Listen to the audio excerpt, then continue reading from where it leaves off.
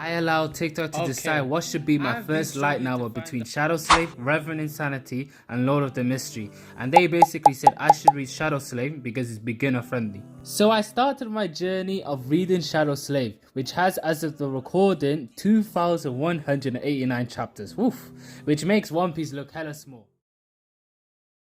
Shadow Slave is regarded as one of the best light novels, unless you ask a Light of the Mystery fan, because I feel like everyone just says it's the best. But anyway, I'm going to be documenting my journey through Shadow Slave. I'll probably just go arc by arc. But anyway, the first arc I've read so far is The First Nightmare, so we're going to be going through that. Let's go. The main character is Sunny. No father, he has no mother. It's very shonen-esque, and this guy, he lives in a broke end. He's poor, he probably doesn't even have food, and we end up being in a police station. That's what I think anyway. And the police guy is basically introducing us the whole world, the mechanic system, which I actually really like. He introduced us to the nightmares and the spell, and basically anyone who gets sent to the nightmare, they're like the unlucky ones. They are infected by something.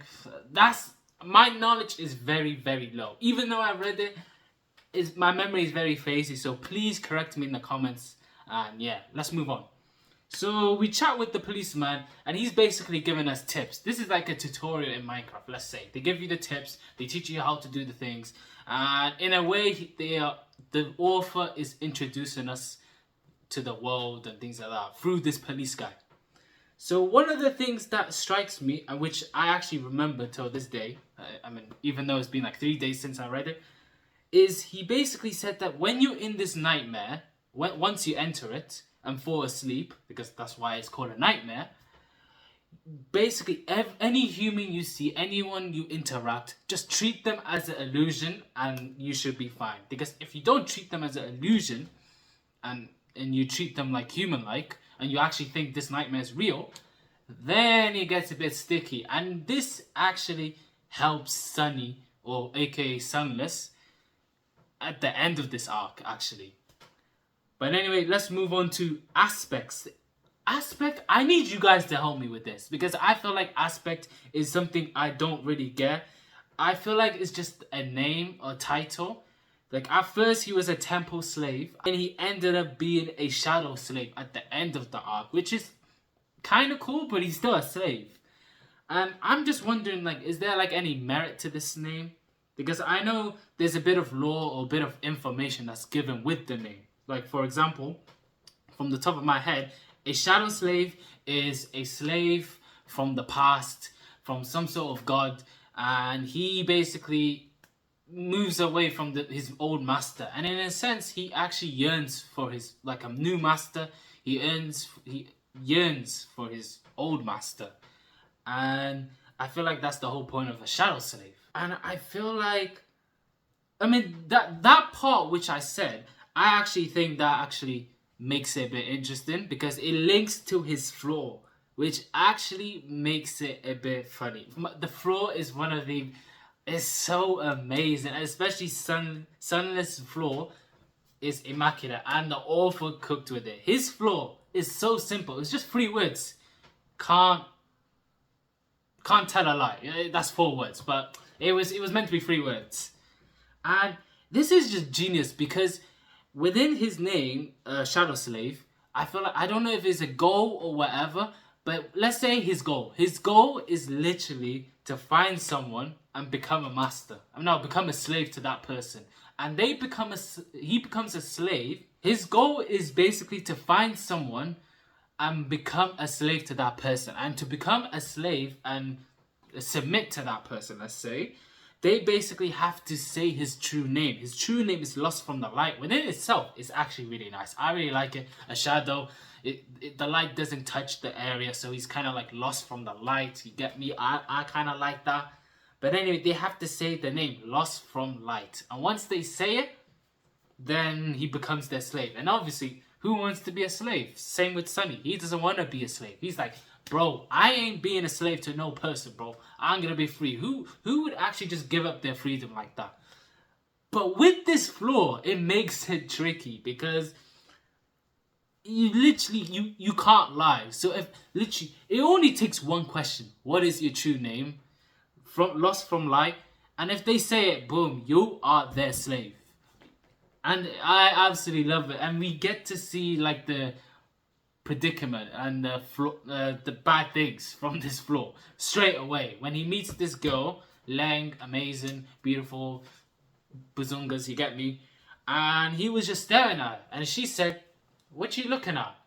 And you know, the guy can't lie. If he actually had to tell the truth, he would be looking at the thing. And he said, "Your breasts." Boom, he got slapped, bro. He got absolutely slapped. And it was actually so funny. I didn't expect that part to be like really, really funny. I feel like the end of this arc, because of that flow, was really, really funny. And yeah, I just like this arc, if you couldn't tell. Another thing I want to talk about is the side characters. First being Hero. Hero, he's kind of a snake. I don't really like him. I'm a bit sway on him in the sense that I kind of like him, I kind of don't. But at the end, he was being a dickhead, bro. The way he just killed that guy, I forgot his name is Scholar. He killed him for no reason. I don't know. It was in the sense he saved Sunny, but it was a really dick move. I'm not gonna lie. And then towards the end, when they go into a cave after being the monsters and things like that, he basically tries to kill Sunny in his sleep, and Sunny's like, "Are you trying to kill me in my sleep?" And he's like, "You got me, I'm sorry." And then he basically talks to him and say like, no, Sunny basically talks to him and he's like, "Why were you trying to kill me? Like, I don't get it." And he's like, "Oh, this is back to when he was killing Scholar. Scholar was arguing, saying that we should kill Sunny because he has the smell of a blood. He smells like blood. He's gonna attract the monsters." And to be honest, he was actually right. Sunny should probably go. But Scholar, no, the Hero was like, "You've done crimes that I've known for a long time. You are an evil piece of poop. And I should kill you for that. So, forget what you say. You gotta go." He slashed him. Back to now, to the present. He's like, "Although I killed him, he is right. You smell like blood and I need to survive. So you gotta go. You gotta go. I'm sorry." And Sunny's like, is that, are you sure about that? Are you sure about that? You remember when I got that water? And because one of the things they were doing was they were all split up. They had their own little mini task. Sunny was meant to get the water, and he dripped a bit of poison into each person's cup. So, firstly, Sunny, you cunning bastard, bro. Yo, why did he do that? There was no need. I know their imaginations and things like that, but for you to be that treacherous, that is crazy. But anyway, he poisoned everyone. And he's going all like, "Yes, I poison you all. Yo, I hate you all." And Hero's like, "Okay, I get you don't like Scholar. I get you don't like Shifty," which is another character, which I hate. "But why are you betraying me? What did I do?" And he's like, he thinks. He thinks again. And he gives an all-time quote, which he says, "The most pathetic thing is a slave betrusting a slaver." And that's along the lines of what he said. That is an all-time quote. Okay, that is called Sunny. I don't know if this is some next Aura Farmer team, but that was an amazing quote. And I probably butchered that anyway. So Hero was like, okay, fair enough. But let me tell you one thing. This poison doesn't affect me. And we find out he's kind of like a monster too. And he's one of the people we should be killing just to finish this trial. And he's like, "Hey, you are screwed. Yo, turn around, mate. Yo, turn around. You are screwed." And I'm like, yeah, Sunny's cooked. But let's be real. The guy is the main character. He's not going to be cooked. He has one last trick up his sleeve. And we need to go back in time where he basically fights this guy who is a tyrant rank. There's ranks. You go from like awakened, ascended, and then you go like tyrants, transcendent, divine, which comes into play later. But anyway, he fights this guy who's, I think it's called the Mountain King, who's tyrant level. And he finds out that they are actually kind of blind and they can only use their ears. So if you don't make a noise, and you just stay still, boom, you'll be fine. So what he does is, I can't remember what he did. I think he either rang a bell or he just shouted. So let's say he rang a bell. Boom, boom, boom, rings a bell. And Hero is like, what the hell are you doing? Yo, speak up. He stays silent. Speak up, speak up. Why are you not talking? He's silent. Speak up. I said speak up. He stays silent till Hero was like, oh shit, I see what you mean. He looks behind. Yeah, there's a monster.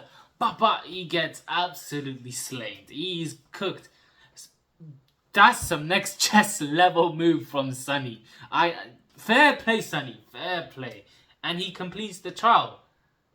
But I'm gonna talk about what happens at the end. But I want to talk about the other character. Scholar. He's more like in the name. He's actually smart. But he's someone that is like, he can just trick you like that. He's someone you shouldn't really trust because he has the intellect to just manipulate you. And Sunny knows this. He's so untrustful of any people around him. And you kind of see that actually helps him. And the book actually reminds you of that. Where like him not trusting other people actually helps him. And Shifty, I hate that guy. I absolutely hate that guy. Because Sunny literally kills that Mountain King just to save Shifty.